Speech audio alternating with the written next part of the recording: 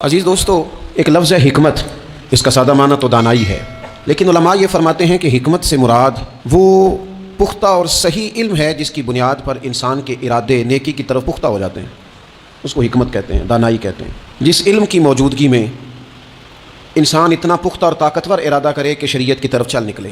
حکمت بہت بڑی نعمت ہے، اتنی بڑی نعمت ہے کہ وہ قرآن مجید جو کل دنیا کو قلیل فرماتا ہے، وہ قرآن مجید کہتا ہے کہ یؤتی الحکمت من یشاء، اللہ جسے چاہتا ہے حکمت عطا کرتا ہے، اور فرمایا ومن یؤت الحکمت فقد اوتی خیرا کثیرا، جسے اس نے حکمت عطا کی اسے خیر کثیر عطا فرما دی۔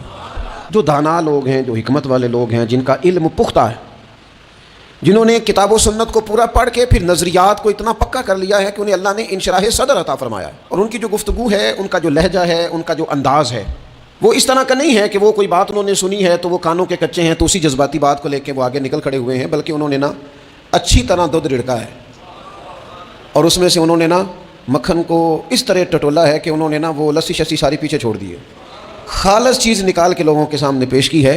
حکمت اور دانائی، پختہ لوگ، سیانے لوگ، وہ تقریر نہیں کرتے، واعظ و نصیحت نہیں کرتے، وہ تو اپنے جذبات کا اظہار کرتے ہیں، وہ اپنے تجربات کے ساتھ لوگوں کو دین کی طرف مائل کرتے ہیں، اور ان کی گفتگو لفظوں کے ساتھ نہیں ہوتی، بلکہ روح کی بات روح کے ساتھ ہوتی ہے۔ اور اقبال کہنے لگے یہ بات جو دل سے نکلتی ہے اثر رکھتی ہے، پر نہیں طاقت پرواز مگر رکھتی ہے۔ دانائی، حکمت، اللہ تبارک و تعالیٰ نے ہمیں وہ رسول عطا فرمائے ہیں جو دنیا میں ہمیں صرف کتاب نہیں سکھائیں گے بلکہ یعلمکم الکتاب والحکمہ، اللہ فرماتے ہیں محبوب تمہیں کتاب بھی سکھائیں گے اور حکمت بھی سکھائیں گے۔ جو پتھروں اور پہاڑوں میں رہنے والے تھے اتنے سخت ہو گئے تھے کہ بیٹی کو زندہ دفن کرتے بھی ان کی طبیعتیں نرم نہیں ہوا کرتی تھیں، جو لوگ کھڑے کھڑے اونٹوں کا خون نکال کے پی جایا کرتے تھے، انہیں کسی پر رحم اور ترس نہیں آتا تھا، محبوب پاک صلی اللہ تعالیٰ علیہ وسلم نے اس حکمت سے انہیں قرآن سکھایا، پھر کوئی کتا پیاسا نہ رہ جائے یہ درد بھی اللہ نے ان کے سینے میں پیدا فرما دی۔ دانائی حضور نے اپنی امت کو دی، حکمت دی، علم دیا، بردباری دی، عطا کی۔ آج ہمارا یہ مسئلہ ہے کہ بہت سارے لوگ ایسے ہیں جو بعض چیزوں کا فہم بھی رکھ لیتے ہیں، علم بھی حاصل کر لیتے ہیں، وہ کسی جگہ سے کچھ معلومات بھی حاصل کر لیتے ہیں، کچھ تھوڑا بہت پڑھنا لکھنا جان جاتے ہیں، لیکن دانائی نہیں سمجھتے۔ علم بغیر حکمت کے نفع نہیں دیتا، معلومات بغیر دانائی کے کسی کا بھلا نہیں کر سکتی۔ آپ کے پاس الفاظ کا ذخیرہ تو ہے، لیکن وہ الفاظ اتنا اثر نہیں رکھتے کہ کسی کے دل تک جا سکیں۔ وہ دل تک جانے کے لیے بتانے والے کا صاحب دل ہونا بڑا ضروری ہوتا ہے۔ حکمت، دانائی رسول پاک علیہ الصلوۃ والسلام نے عطا کی، اور پھر یہ دانائی حضور نے اپنے ہر صحابی کو عطا کر کے اس طرح کا بنا دیا کہ فرمایا صحابی کا نجوم، میں نے ان سب کو آسمان ہدایت کا ستارہ بنا دیا ہے۔ لیکن مولا کائنات، شیر خدا، علی المرتضیٰ، حیدر کرار، فاتح خیبر، امیر المومنین، خلیفۃ المسلمین، حضرت مولا علی شیر خدا رضی اللہ تعالیٰ عنہ کو وہ علم ملا، وہ خزانہ ملا۔ ایک تو وہ حدیث ہے کہ حضور فرماتے ہیں میں علم کا شہر ہوں اور علی اس کا دروازہ ہے، اور ایک ترمذی میں حدیث یوں بھی موجود ہے، حضور فرماتے ہیں میں حکمت کا گھر ہوں، وہاں شہر کہا یہاں گھر کہا، فرمایا میں حکمت کا گھر ہوں، علی اس کا دروازہ ہے۔ حکمت اور دانائی کا گھر ہے، ایک گھر، علی اس کا دروازہ ہے۔ نبی اکرم نور مجسم شفیع معظم صلی اللہ تعالیٰ علیہ وآلہ وسلم کے علوم سے جو حصہ حضرت مولا علی شیر خدا کرم اللہ تعالیٰ وجہہ الکریم نے حاصل کیا، صحابہ فرماتے ہیں 70 کے قریب وصیتیں کی ہیں نبی پاک نے مولا علی شیر خدا کو، اور وہ ایسی خاص باتیں ہیں جو صرف مولا علی جانتے ہیں، انہی کا خاصہ ہے جو رسول پاک نے ان کے ساتھ فرمائی ہیں، وہ انہی کا خاصہ ہے۔ آپ اتنی بڑی تعداد میں اعتکاف میں بیٹھے ہیں، اللہ کا گھر ہے، پاکیزہ ماحول ہے، تزکیہ اور تصفیہ کے دن بیت رہے ہیں، شب بیداریاں ہیں، دعائیں ہیں۔ امام ابو نعیم نے 5 باتیں لکھی ہیں جو حضرت مولا علی شیر خدا رضی اللہ تعالیٰ عنہ نے خود فرمایا۔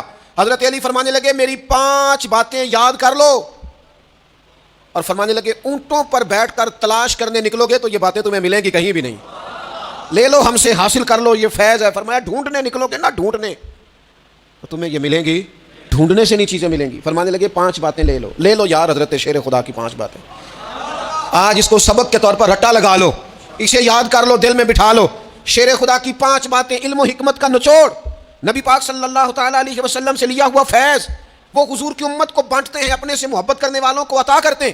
حضرت مولا علی شیر خدا فرمانے لگے 5 باتیں لے لو، تم اونٹوں پر بیٹھ کے نکلو گے تو تھک جاؤ گے، لیکن یہ باتیں تمہیں کہیں نہ ملیں گی۔ حضرت علی باتیں بیان کرتے ہیں، فرماتے ہیں پہلی بات یہ یاد رکھنا بندے کو امید صرف اپنے رب سے رکھنی چاہیے. جیت جاؤ گے دوستو دنیا میں اگر یہ بات آ گئی, بچ جاؤ گے, دل ٹھنڈا رہے گا, بے قراریاں, بے چینیاں, پریشانیاں جان چھوڑ جائیں گی. امید صرف اپنے رب سے رکھو. حضرت مولا علی شیر خدا رضی اللہ تعالیٰ عنہ دوسری بات بیان کرتے ہیں, فرماتے ہیں اپنے گناہوں سے ڈرا کرو. تم غریب ہونے سے ڈرتے ہو, تم تنگ دستی سے ڈرتے ہو, تم لوگوں کی دشمنی سے ڈرتے ہو, اپنے گناہوں سے ڈرو. کہیں ایسا نہ ہو کہ تمہاری نافرمانیاں رب کی ناراضگی کا سبب بن جائیں. اپنے گناہوں سے ڈرو.